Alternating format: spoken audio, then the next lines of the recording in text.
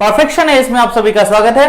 Friends, जैसा कि आप सभी को पता होगा कि हम लोग ज्योग्राफी मॉड्यूल को कर रहे हैं और इसके अंदर हमने अभी तक continental drift theory, sea floor spreading theory और कन्वेक्शन सेल थ्योरी को देख लिया है। तो आज हम लोग स्टार्ट करने जा रहे हैं प्लेट टेक्टोनिक थ्योरी। ठीक है, हिंदी में इसे कहा जाता है प्लेट विवर्तनिकी सिद्धांत। तो फ्रेंड्स, सबसे पहले तो ये समझते हैं कि प्लेट विवर्तनिकी सिद्धांत जो है वो है क्या। तो ये प्लेट विवर्तनिकी सिद्धांत मुख्यतः सी फ्लोर स्प्रेडिंग थ्योरी का ही एक एक्सटेंशन है। अगर हम लोग देखें इसको ध्यान से तो यह मुख्यतः 3 संकल्पनाओं पर आधारित है और वो जो संकल्पनाएं हैं, कॉन्सेप्ट्स हैं, वो क्या क्या है उसको देखते हैं। तो जो सबसे पहला कॉन्सेप्ट है वो ये है कि मध्य महासागरीय कटक पर नई महासागरीय क्रस्ट का निरंतर निर्माण होता रहता है। ठीक है, तो इसको शुरुआत करते हैं प्लेट विवर्तनिकी सिद्धांत से। तो प्लेट विवर्तनिकी सिद्धांत क्या बोलता है कि इससे रिलेटेड कुछ संकल्पनाएं हैं और ये संकल्पनाएं क्या हैं सो देखते हैं। तो संकल्पनाएं ये कहती हैं कि कटक पे यानी कि रिज पे, मैंने कटक आपको बताया हुआ है, रिज पे समुद्री पहाड़ों को कहा जाता है। तो रिज पे हमेशा महासागरीय क्रस्ट का निर्माण जो है होते रहता है, मतलब कंटिन्यूअसली वहां पे उस जगह पे इरप्शंस होते रहते हैं, मैग्मा चेंबर से सब्सटेंसेस निकलते रहते हैं और नए क्रस्ट का निर्माण होता है। तो पहला संकल्पना क्या था कि कटक पे यानी कि रिज पे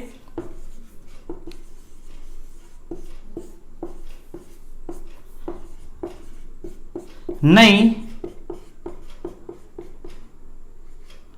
महासागरीय क्रस्ट का निर्माण होना। ठीक है, पहला कॉन्सेप्ट था।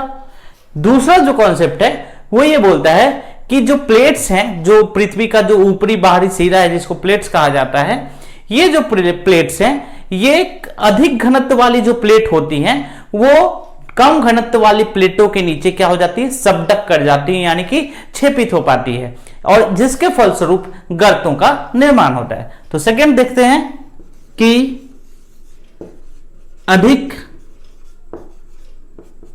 घनत्व वाली प्लेटें कम घनत्व वाली प्लेट पर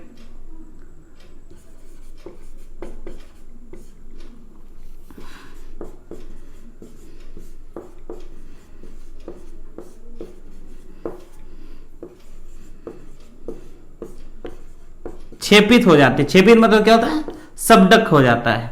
ठीक है, यह सेकेंड कॉन्सेप्ट है। और थर्ड जो कॉन्सेप्ट है वो ये बोलता है कि पृथ्वी का जो सतही क्षेत्र है वो नियत होता है, मतलब कि कोई भी जो पृथ्वी का जो सतही क्षेत्र है, जो एरिया है वो कांस्टेंट है। ठीक है, अर्थात जो नष्ट, जितना क्रस्ट का निर्माण होता है उतना ही क्रस्ट का क्या होता है, नष्ट होता है। समझ रहे हैं? तो थर्ड जो कॉन्सेप्ट है वो क्या मैंने बोला कि पृथ्वी का सतही क्षेत्र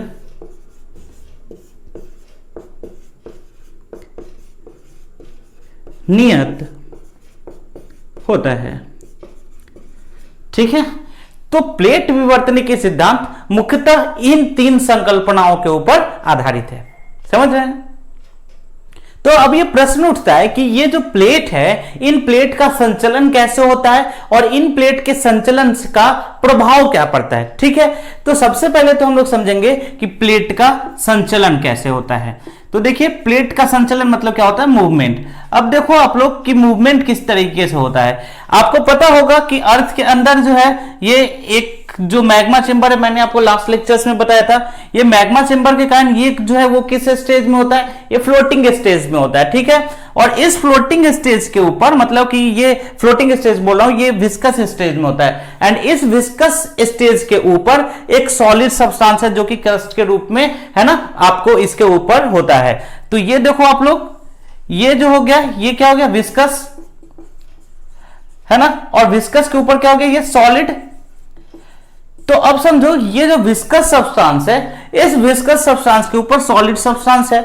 तो अगर विस्कस सब्सटेंस के ऊपर सॉलिड सब्सटेंस होगा तो वो क्या करेगा, फ्लोट करेगा। और इसी प्रकार से जो प्लेट्स हैं वो प्लेट्स क्या करती है, फ्लोट करती हैं, उत्प्लावित होती रहती हैं और डिफरेंट टाइप का मूवमेंट होता है। तो प्रश्न ये उठता है कि प्लेट का मूवमेंट कितने टाइप का होता है। तो मूवमेंट बेसिकली अगर हम लोग देखें तो प्लेट्स का 3 टाइप का होता है। पहले को कहा जाता है कन्वर्जेंट मूवमेंट, ठीक है।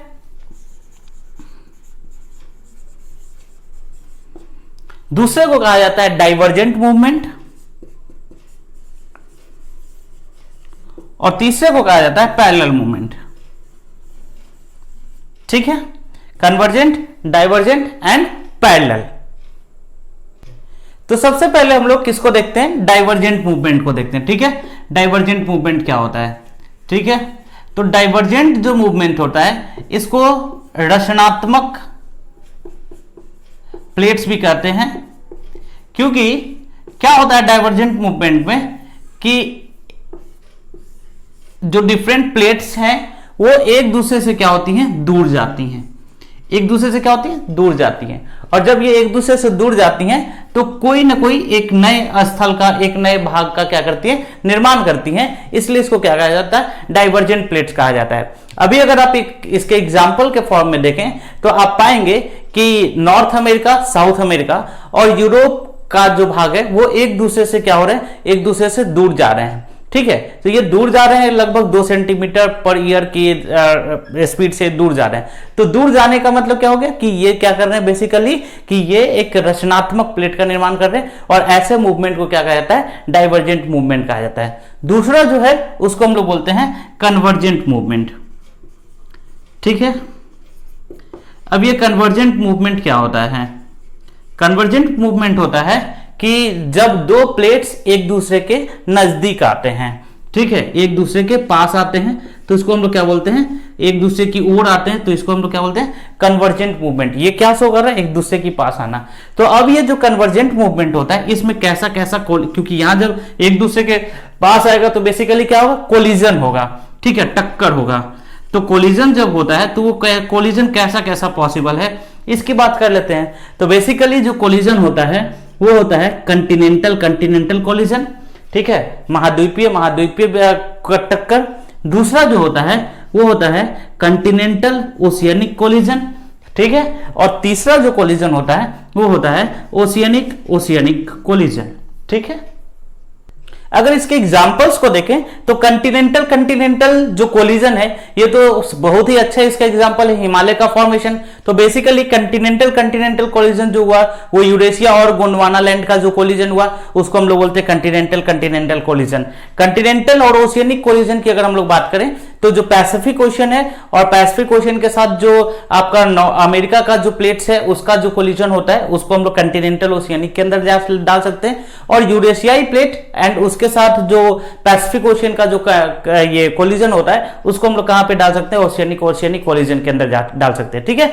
तो इस प्रकार ये जो कन्वर्जेंट मूवमेंट होता है, इस कन्वर्जेंट मूवमेंट में क्या होता है कि जो भी इसमें से क्या होगा, जो भी हेवी होगा वो सबडक कर जाएगा, सबडक मतलब धंस जाएगा। और ज्यादातर क्या होता है कि जो ओशियनिक प्लेट्स होते हैं वो लार्ज होते हैं, उनका घनत्व तो ज्यादा होता है, इसलिए जब वो दोनों कोलिजन करते हैं, कंटिनेंटल और ओशियनिक कोलिजन करते हैं, तो जो ओशियनिक प्लेट्स होते हैं वो सबडक कर जाते हैं और कंटिनेंटल प्लेट उसके ऊपर आ जाते हैं, समझ रहे हैं। और जैसे ही जब भी इस तरीके का कोलिजन होगा तो किस चीज का निर्माण होगा, जैसा कि मैंने बताया हुआ कि गर्त का निर्माण होता है, ठीक है। तो ये 2 प्रकार का कोलिजन हुआ।